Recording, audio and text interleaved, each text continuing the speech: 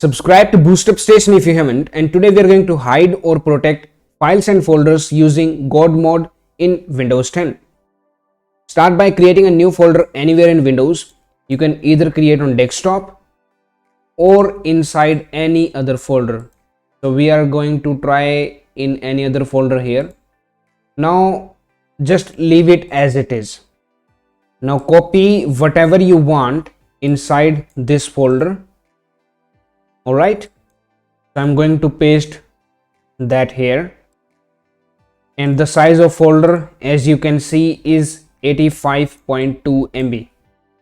Now what you have to do is just rename the folder to this one here, or you can use anything in place of this GodMode. Like for example, we have these 4 names.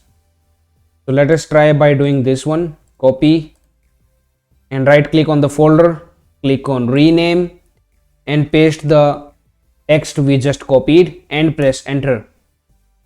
And you can see the icon of this folder has changed, and if we try to double click on it, we are not getting the files and folders. We are getting the settings of this Windows machine, right? And if you click on properties of this folder, you still have that much disk space used by this folder. Now you can take this folder anywhere and no one will be able to guess what is inside it.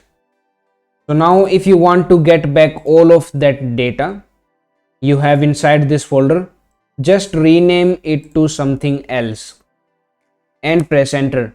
And now you can see that we are able to access this folder and we have all of the files inside it.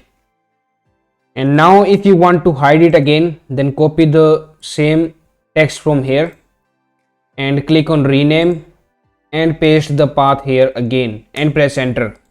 And now if you double click on it, you can see that we have the settings menu again. So please subscribe to BoostUpStation, and that's it for now. Thank you for watching. Now it's time to discover more. Simply click on the screen to subscribe to our channel and watch another video to discover more.